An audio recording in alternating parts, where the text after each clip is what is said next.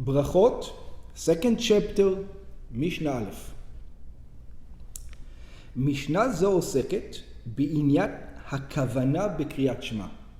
Now we're going to deal with intentions.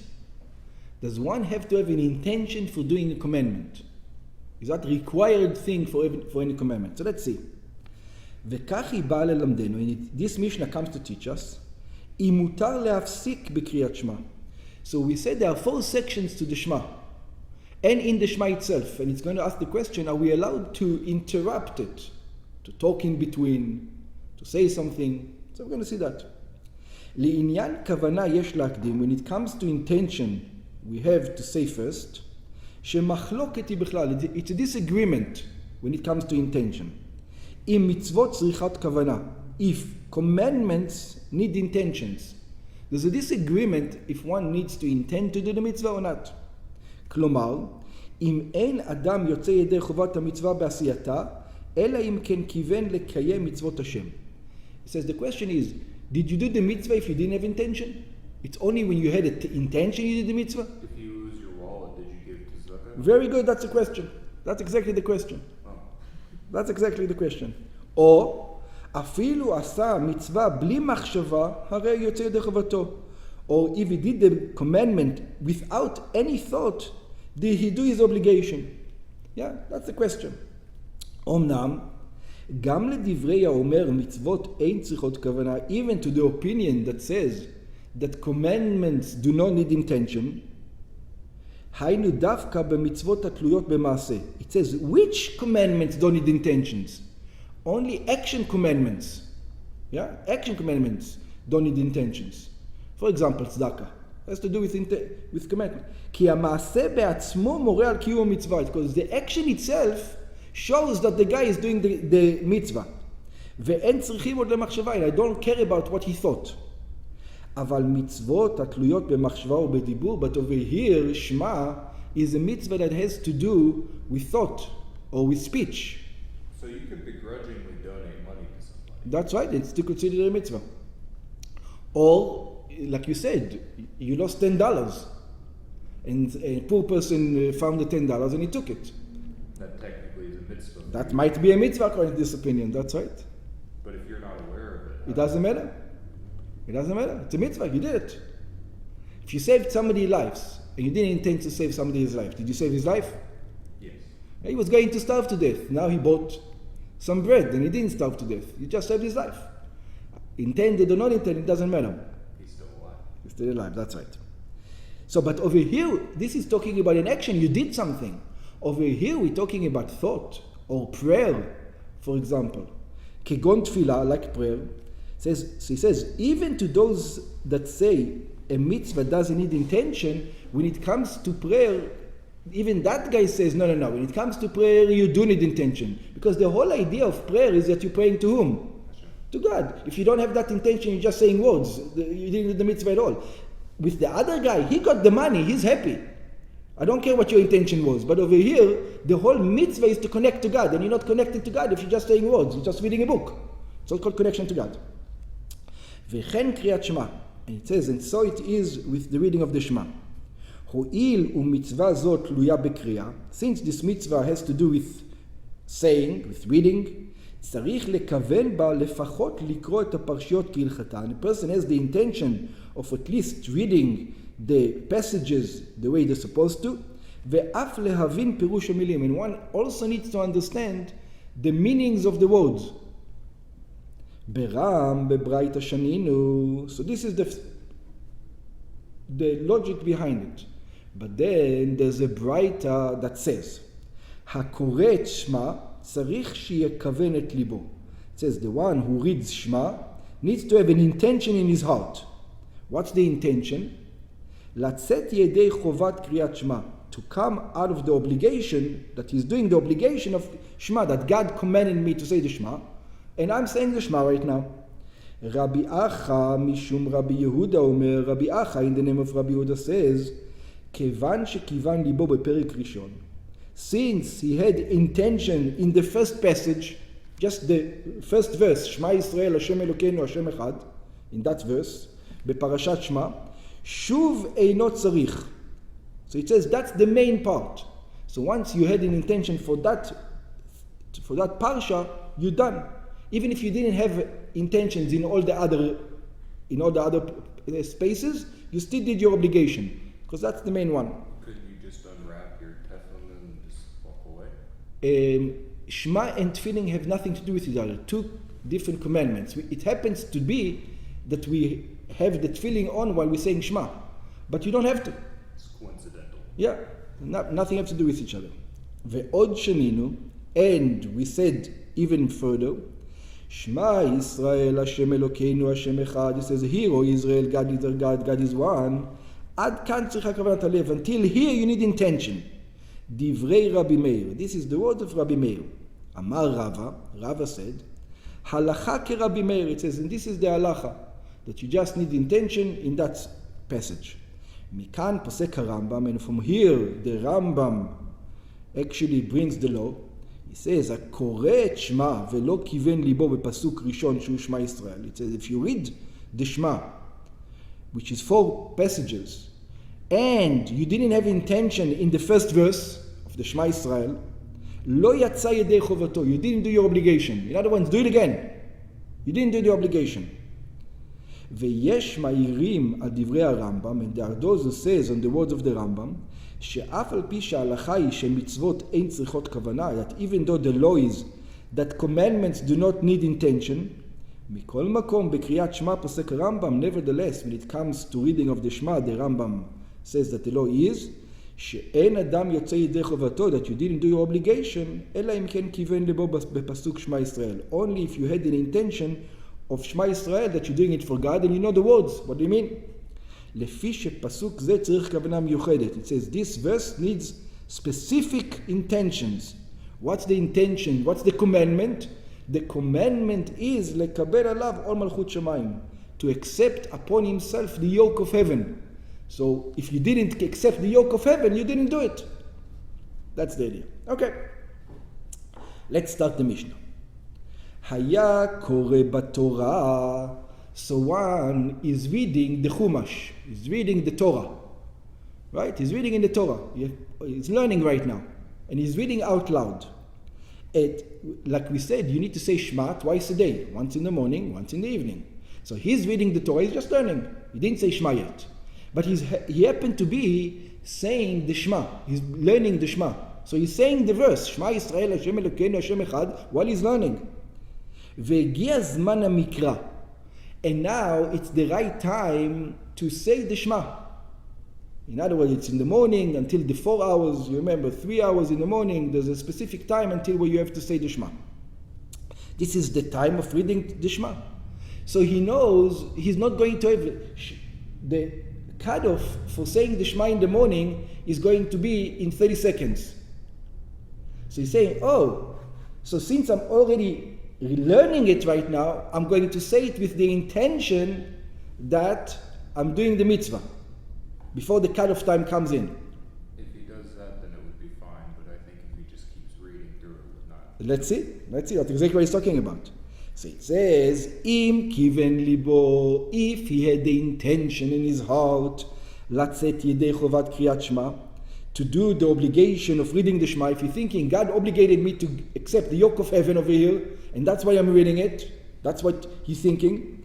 ולדברי האומר, מצוות אין צריכות כוונה, and to the opinion that says that commandments do not need intentions, הפירוש הוא, אם כיוון ליבו לקרוא את הפרשיות כהלכתן, if he had the intention to read it the right way according to the laws, ולפי הרמב"ם, according to the Rambam, שכיוון ליבו בפסוק הראשון, that he had intention in his heart, at least in the first verse, כמו שבאנו למעלה.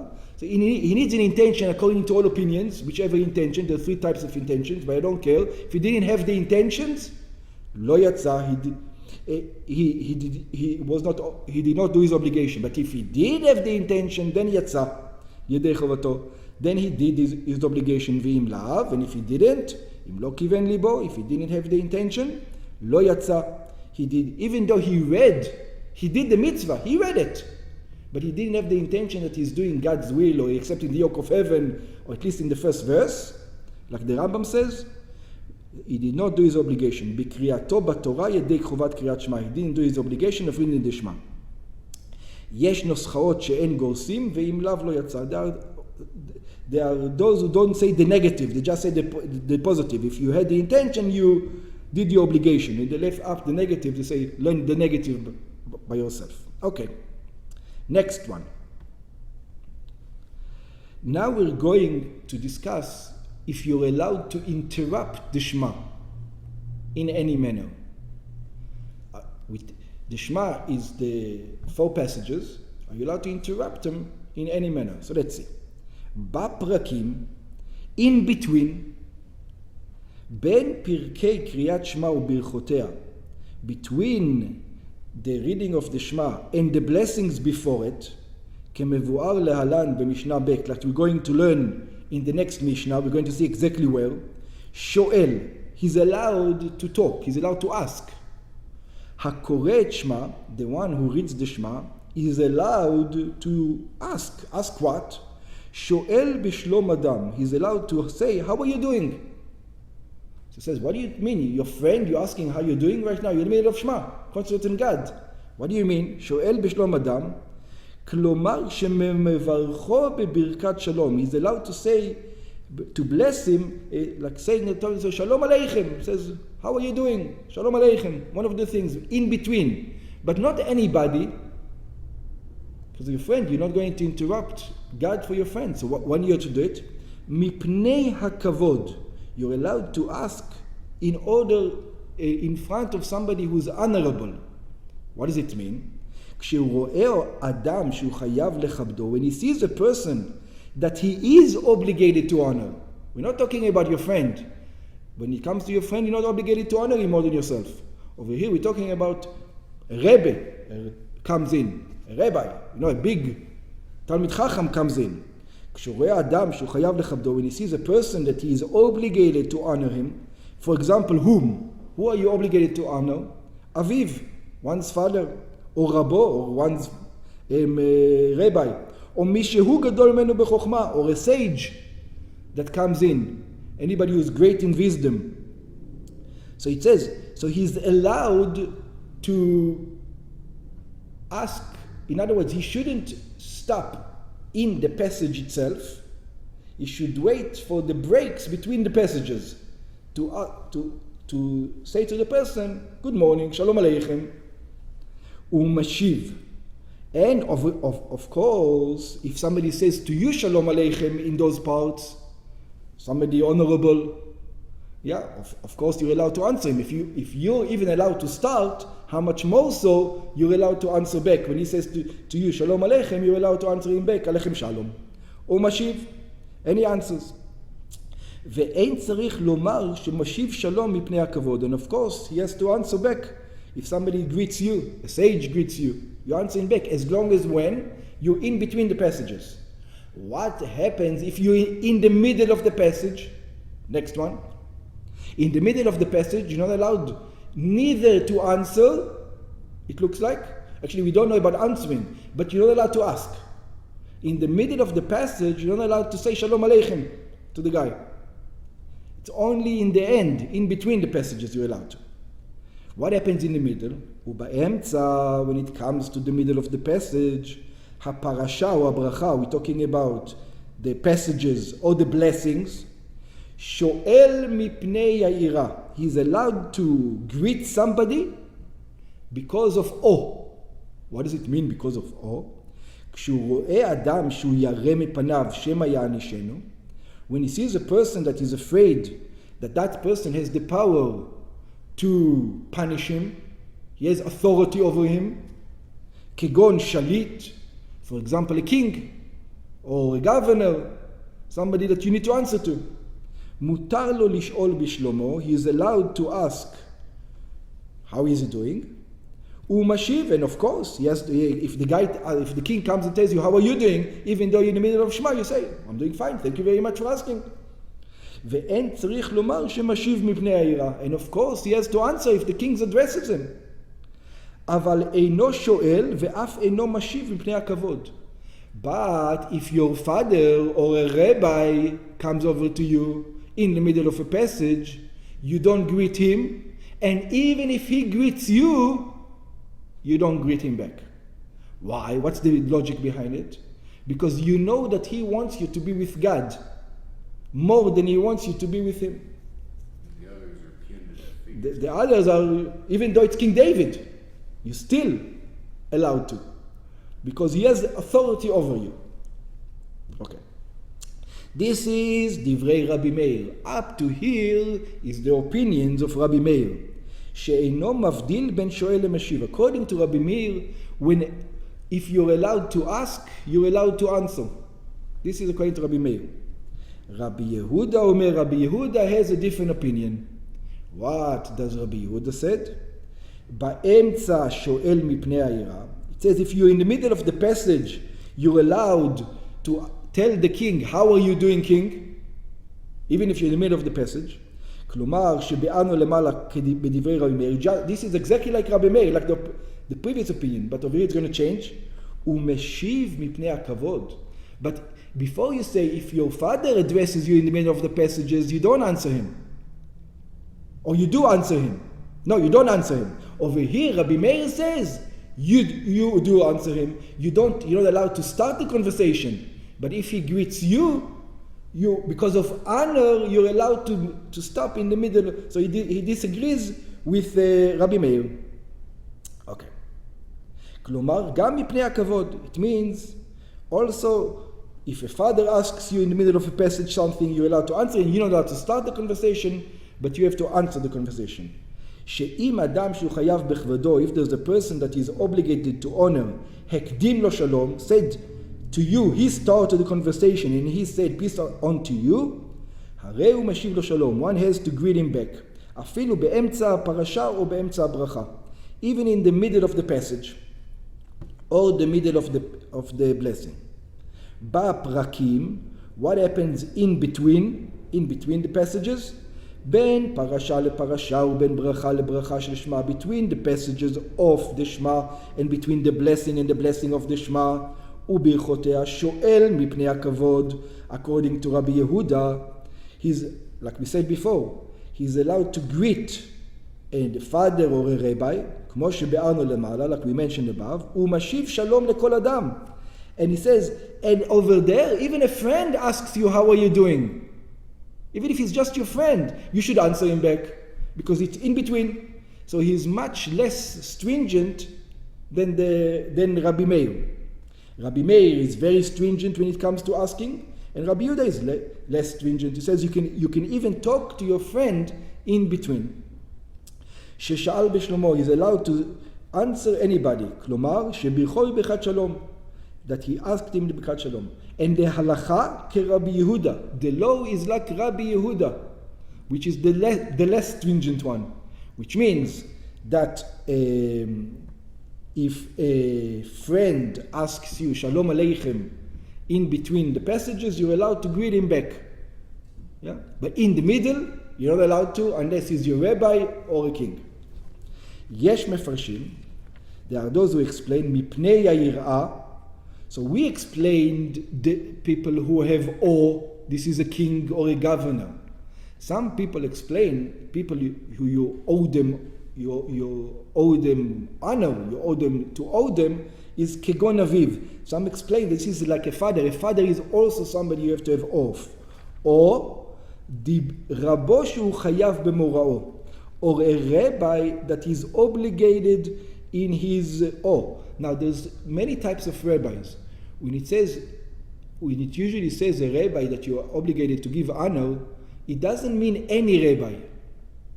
It doesn't mean any rabbi. It means the main one, your main rabbi. Yeah. So a person, even though there's many rabbis, he will only owe to that particular one. Okay. Shuchayav moro mipnei hakavod, because of honor. Hainu adam nichbad sheraui lakdim lo shalom. So they understand awe or honor differently. It says honor is anybody who's who's honorable. It doesn't have to be someone who you're afraid of. Any honorable person. Shalom. Kol makom שנזכר במשנה רבי יהודה סתם. Every place that it says in the Mishnah just Rabbi Yehuda. Who is it? This is Rabbi Yehuda bar Ilai. It is Rabbi Yehuda, the son of Ilai.